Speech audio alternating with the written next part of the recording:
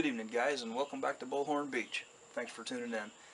After the video I did on fatwood the other day, that's kind of been my go-to for fire starting.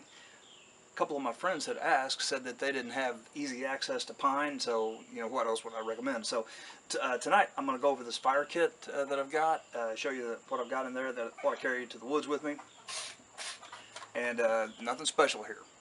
These things are easy to make yourself, and there's 1,000 videos that you could watch and they'll tell you how to do it. I've got this Altoids tin that I use to make char cloth with. We can do that in another video if you'd like.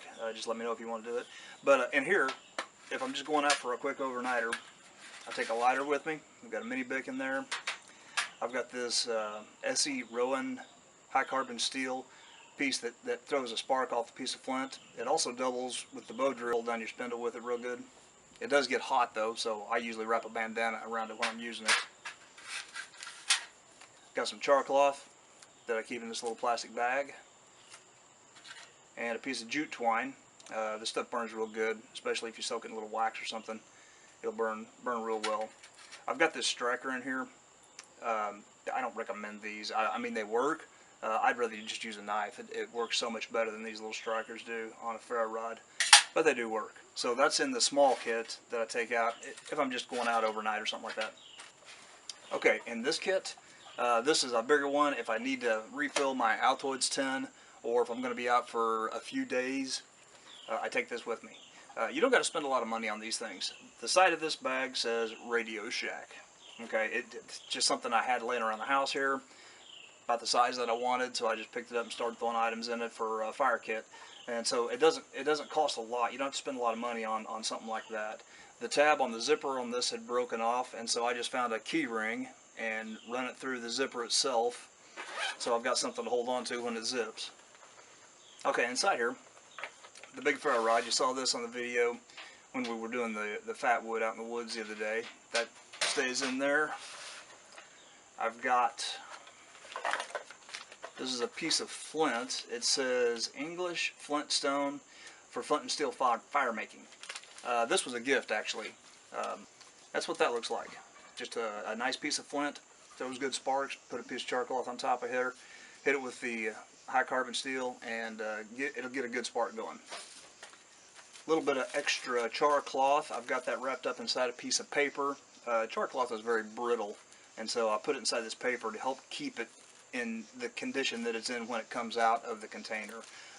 So that I can use that to refill the other if I need to, or take that out with me. Old medicine bottle. Inside the medicine bottle, I've got several items just to assist with fire. Chapstick. This is an old one. It's about empty, but it will help extend your fire a little bit. This is off of Dave Canterbury's website.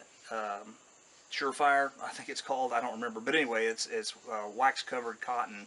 You break that open, and it's real easy to take a spark with one of those. These, if you can see that, it's a green straw. Inside that green straw is a cotton ball that has been soaked in Vaseline or petroleum jelly, and then you just burn the ends of it here and here with a lighter. Seals it off, makes it waterproof. That's one of the very best fire starters I think I've ever used, is the cotton ball and Vaseline. This is a piece of a punk from the 4th of July. I got a couple of those in there. Not something I use every day to make a fire with, but once you get these going, everybody knows how well they burn. Waterproof matches. These I've had around for many years. I don't even know if they still work because they're so old. I'll try one here and we'll see what it does. I think it'll... Oh, yep, they still fire up. And they're waterproof, so good enough. Okay, the lighter. Bright orange if you drop it on the ground. Easy to see. Less likely to lose these in the woods, but it's always good, especially if you don't have easy access to something like pine. Just carry a lighter. I carry one of these most of the time with me anyway. This is something that my wife gave me. It's a telescopic fire blower. So you can get down in there where the coals are, and blow on it without having to get your face down in the smoke quite so close. Handy little tool to have. This is the case, the SE case that the high carbon steel piece came in. And again, I think this was gifted to me. I believe my kids gave me this, but it's got some info inside here as well on, what does that say?